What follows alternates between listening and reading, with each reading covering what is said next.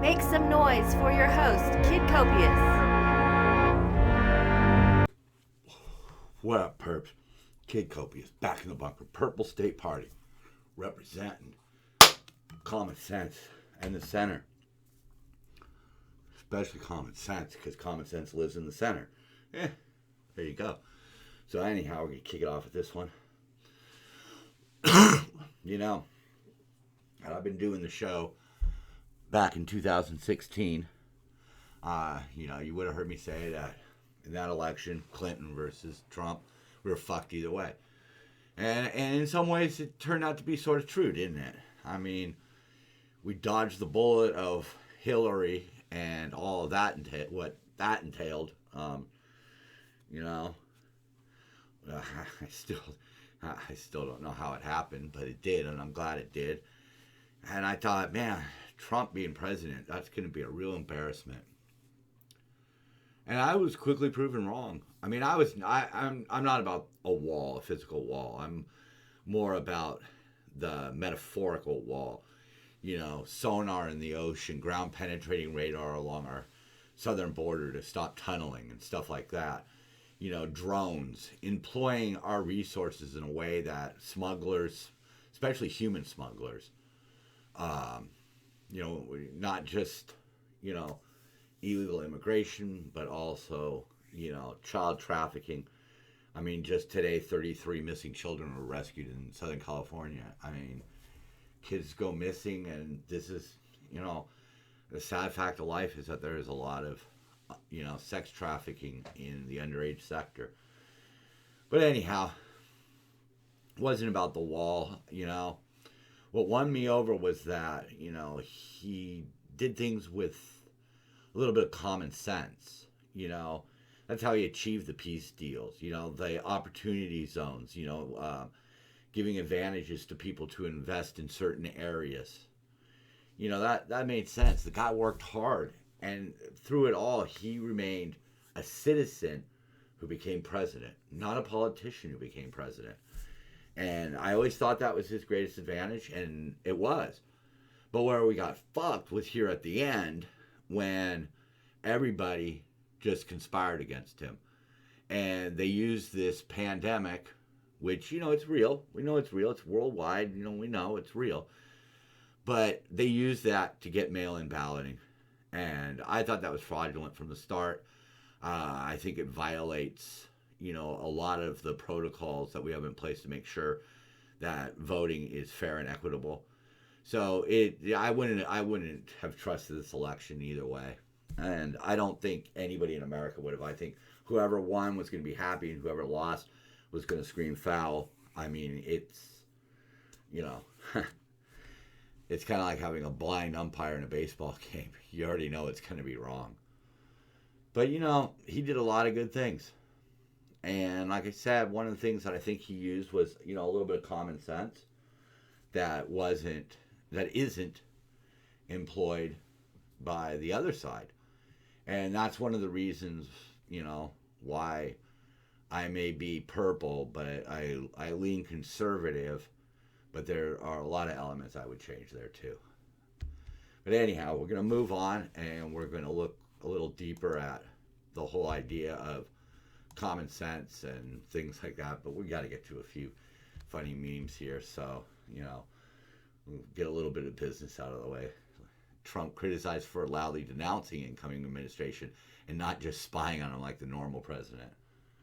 Yeah, it was true. They concocted a lot of BS against him. My picture button isn't working very well right now. U.S. becomes first country to formally declare China is committing genocide against Muslims. We already knew that.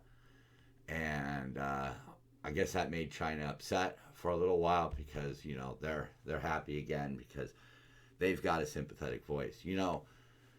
Trump was the type of person who knew the advantages of keeping your enemies close. And for everything that they threw around about China and Putin, he was just in a position to keep an eye on him. I mean, that's all I can say. I mean, I don't think he sat there and placated people. Not like we're about to see. because, I mean, it is what it is, So you look at when somebody wins a presidency, you look at how our enemies react. Back when Reagan was elected, the hostages were freed because they knew Reagan wasn't going to mess around. He wasn't going to pussyfoot. Now that Biden's president, Twitter decides to shut down popular Antifa accounts. Apparently this is true. I couldn't find anything that contradicted it at the time. I mean, I don't know. But, what I really liked was the comments on here about, saying things such as, well, they did their job. Now they're disposed of in the trash. And you sort of look at it that way. I don't know how much all of the protests necessarily hurt Trump. But again, I don't see how it benefited the Democrats either. But,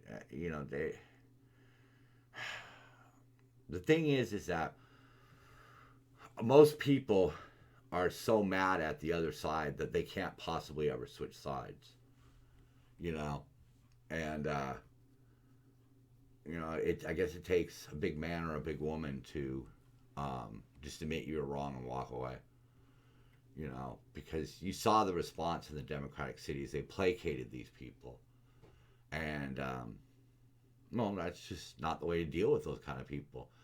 They're just out for anarchy. They're out with slogans like no police, no jails, no government. Like, I'm not sure how that would work, but whatever.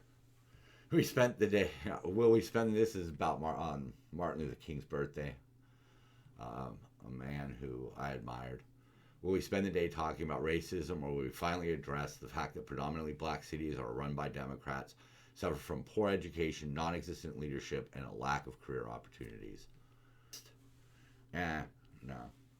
Because this is what's upset me my entire life, is how the government uses promises and gets votes, and year after year they fail to deliver on any of them. I mean, it's much better to have a job than a check. I mean, I know there's people out there who need a check for many very valid reasons other than not enough jobs, and we should support those people, and we can support them more if we can figure out ways to create jobs, create things like the opportunity zone. But I guess if you lift somebody up, then you can't come around hey, I'm here to lift you up. And I think that's the saddest part about the Democrats. That's what they do, and it breaks my heart. So you could call me a Nazi, and you could call me a white supremacist. You can call me any name you want, because I know how much the fact that blacks have been being used for decades in my life. I've seen it time and time and time and time again. And I've seen change. I've seen some good change, but I haven't it until the way the government treats people changes. Just, it's small fry, because at the end of the day, the government controls so much. And, I don't control much at all, or the people who change their mindset, maybe change their racist ways or whatever, that makes a difference, but it doesn't make as much difference as being able to give jobs and opportunities and, actually fixing the problem, not just keep saying you'll fix the problem, because I've heard that 70s, 80s, 90s, 2000s, 2010s, and I haven't seen much. They made a movie, Black Panther, yay. But that's not enough. And until they demand it of the government and stop voting for these idiots, they're being taken advantage of. Yeah, that's probably not too far from the truth.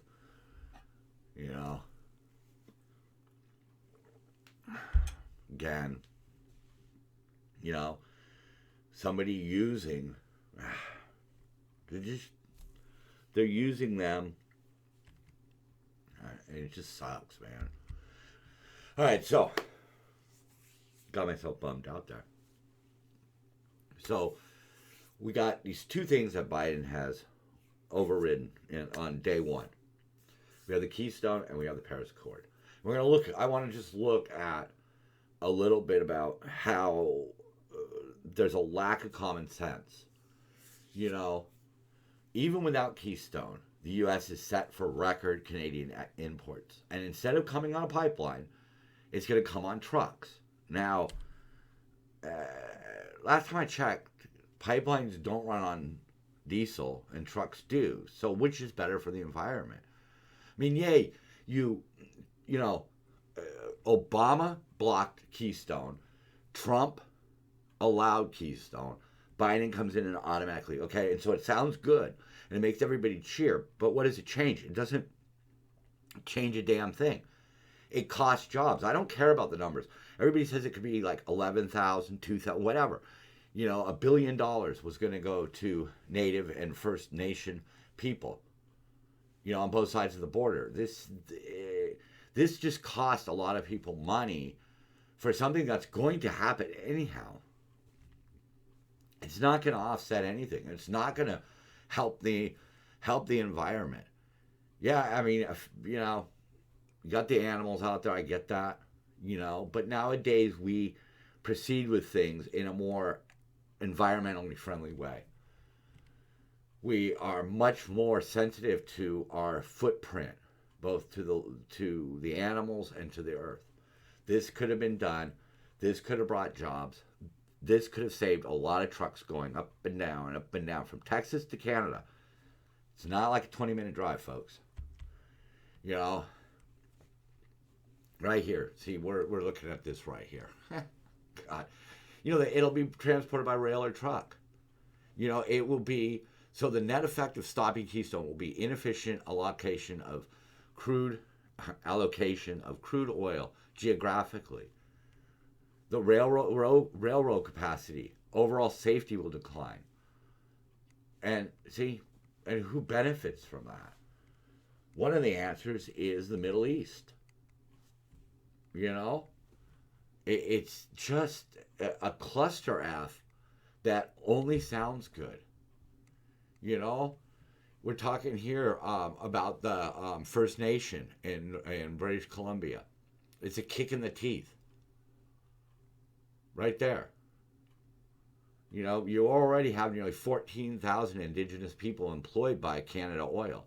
That's 7% of the total industry employment, compared to 3% in other industries. Those were going to be jobs. You could argue, oh, it's not that many jobs. You could argue all the things, and you could say, oh, but we're saving the planet. But the oil is still going to be there, produced, and it's still going to be used. This stops nothing. This, instead of benefiting people here in America and in Canada, this benefits the Arab nations, OPEC, all of them. That's who it benefits. But this is still going to go on. It's not going to change. We're just going to roll it on trains and trucks. You know, pipelines are safe. Right there. You know? Safe, efficient, reliable. There you go. You know, both rail is, but pipelines are the safest than rail. And yes, we need to plan for accidents. We need to build pipelines that can be shut down quickly. I don't know what kind of technology they employ. I'm not a pipeline expert, but I play one on TV. But again, this was going to happen. This was a way to help the Canadians, help the Native Americans, help the First Nations, and it reduces rail, which again runs on electricity. It doesn't, you know, or diesel fuel. There you go. See, there you go. 61 to 71% less greenhouse gas than rail. So it's safe. It's environmentally friendly. But they don't want to do it because it's a ceremonial thing. No, Trump thought he was going to get this. No, he's not going to get this. So they killed the project. You know, that's not common sense. That's not common sense at all. You know, just like electric cars in California, we can't keep the lights on and the ACs running in the summertime, and we're supposed to add, you know, there's like 40 million of us here. You know, we're gonna add what? You know, 20 million electric vehicles right off the bat. What 10 million? How many are, you know? I don't know. I don't understand why people in California buy electric vehicles. You know, we suffer from blackouts. Certain areas get turned off when it gets windy because power lines can come down and start fires. So, you know, something like during the last windstorm, something like 300,000 homes had no power, which means if they had electric vehicles, they couldn't charge them.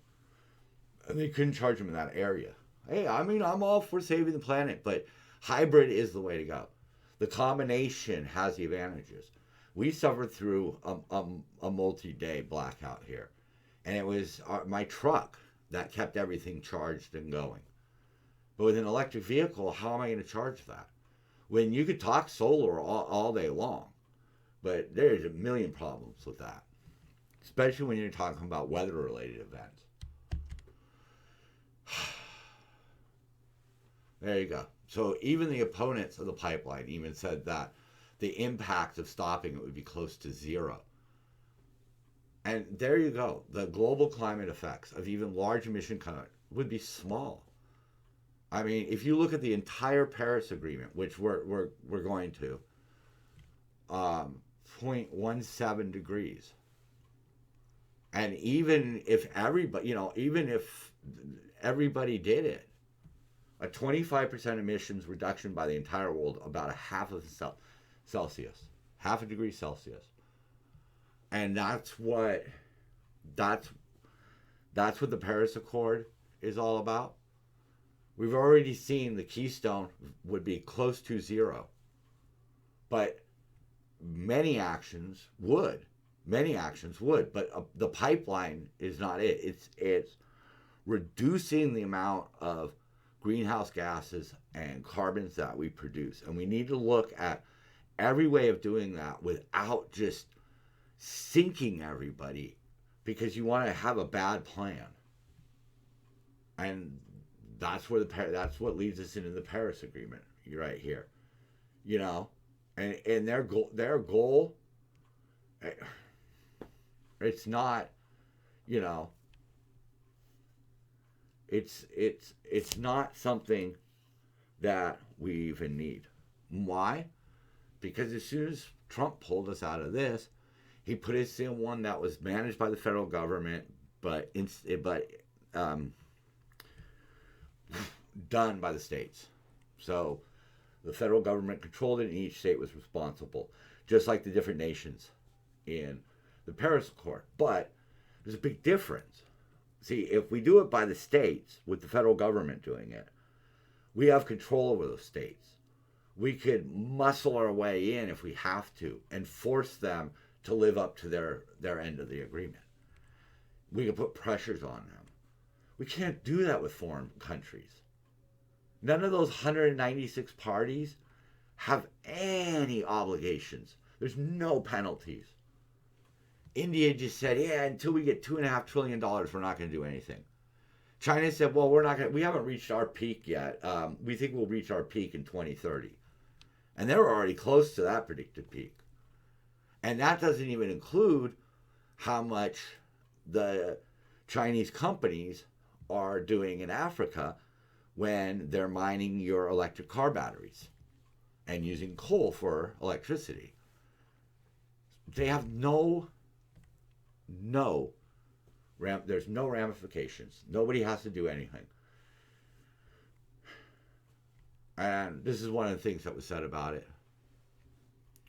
You know, the Accord carries a sky-high cost with very low benefits. We could do it ourselves.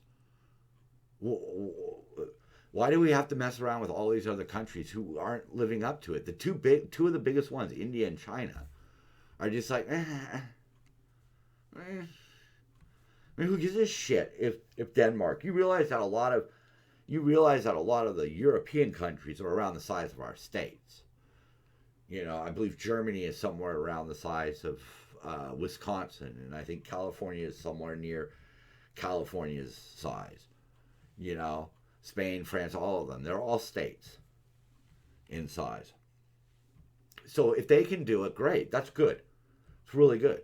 But if India and China aren't even going to play ball, and I don't know where Russia is in all this. I have to imagine they may be one of the ones who didn't even sign it. I'll try to look into that now I think about it. But now you have the largest countries, single countries, and three of them don't want to do anything. America is going to do all this, and we're going to finance it. Meanwhile, they're just whacking down trees like crazy in Brazil. Nothing we can do about that, right? So, okay, so we give a bunch of money to Uruguay, and they clean up their act. Great, but what does that get us? We should start here. We should fix every state here. The money for this Paris Accord BS should be going into our states to get ready. Because we need to. In California, we're going to need to figure out how to produce all that electricity. Where's the money for that? Instead of worrying about what they're doing in New Zealand, why don't you worry about what's going on in California? You want us all on electricity? You don't want to do the hybrid? So we're going to need money for that. But just like we've seen with the coronavirus vaccine rollout, the states are just... some states are very disappointing. California is like 42nd in vaccines. We brag that we're the 5th largest economy in the world. And we are number 42 in the union. Shameful. But at least we can control California. We can't control Australia. So, you know, right here, withdrawal is unlikely to change greenhouse, blah, blah, blah, blah, blah. Because, again, you know, they sum it up right here at the bottom here. However, he added could hamper climate change mitigation efforts if the U.S. stops contributing to the Green Climate Fund. See, again, I get why we spend our money where we do in some cases. But this is just BS. This is $3 billion that we could use here. That's just it. I mean, that's just it. I mean, giving somebody a mansion when they can't even afford the property taxes on it, they're just going to lose the house. So let's fix here and then figure out how we can help these other countries who aren't even playing ball right now. So, you know, I'm glad we can name some countries that have really reduced their emissions and their impact on the planet. But until we get the big boys involved, it's not going to amount to much. Hate to tell you that. It's just true. $3 billion. And so that will know, you know, towards climate change research. Why? Why don't we just do the research here? Why do we got to give it to the Green Climate Fund? Because as we already know about charities and funds and things like this, how much of it's going to salary? There's already people here, so let's give that money to them, and then we don't spend that $3 billion on salary to some anonymous worldwide organization that's the Green Climate Fund. Okay? I get it. It feels good, right? But it doesn't make any sense. There's the Paris Pact. If a grade is awarded, and this was just, I just randomly took the first person who had like a firm opinion on it that sounded like a climate scientist and policy expert at Princeton. Sounds pretty hoity-toity to me. Where I figure that we can trust this guy, and he gives it probably a D or an F. See, it's made a real difference by helping it make it a top concern of all countries. But think about all the things that people are concerned about and never do anything about, and that's basically the rest of the world. That's why I'm focusing on the United States, free of all these entanglements, makes sense. But Trump took us out of it, so we got to get back into it. Even though it made no sense before, we got to get back into it just because Trump got us out of it. But see, that's why Trump got us out of these things. And if you think about the effect that it could have, it makes people have that oh shit moment. We're also back in the World Health Organization. Again, paying money to something to pay people's salaries so they can somewhat work against us. we're not going to get off on that because everybody knows about that. So, here's one talking about how fast China's growth is. It's kind of boring, but it shows, again, exactly what I was talking about. That, and it's all summed up right there at the bottom. On Obama's plan, substantial jump in electricity costs. And again, this is one of the things that doesn't affect rich people as much as it affects poor people. I need my electricity. I need it as much as you do. But because of your crazy policy, we're going to have to pay more for it. And I'm already seeing it. My gas prices in my area have already jumped 20 cents. So, and we go back to Keystone. See, we have this Paris Accord thing, and we want to make it look good, so we're not doing drilling in certain areas. We're not producing our own oil, which, of course, benefits the Saudis. But anyhow, bleak week. Very bleak. I think one thing we should all do is we should thank Trump that we escaped Clinton, because I don't know if this will be as bad. It'll be as stupid, but maybe not as bad. But the one thing that got me through this week were, Bernie inauguration memes. And, I won't put a bunch of them together after this, but I wanted to show you 3 of my favorites. Favorite right there, Deadpool, that's your first favorite masked hero. What have I fallen to? Am I even on the charts? I don't even think I'm charted yet. Whatever. I don't care, man. I'm fucking happy. Ah, oh, look at that. Steal his look. This is my daughter's favorite one. Just because, hey, that's what you do, right? It's a steal the look kind of world. And it's Starship Generation right there. Oh, man. This was my favorite. Carrying off Bernie. So, I'm glad we had that this week, man, because we, I think in reality, people in the center and people on the right, really feel like this world's going topsy-turvy. And, all I could say is, like, the more topsy-turvy they make it, the harder it becomes to hide. And it starts getting out. And it's really weird being, having voted Republican to now be thought of as kind of the rebel. When I was a Democrat, I was being a rebel. And it looks like that's what it is now. We're the rebels. And I think it feels good to be a rebel. Copious out.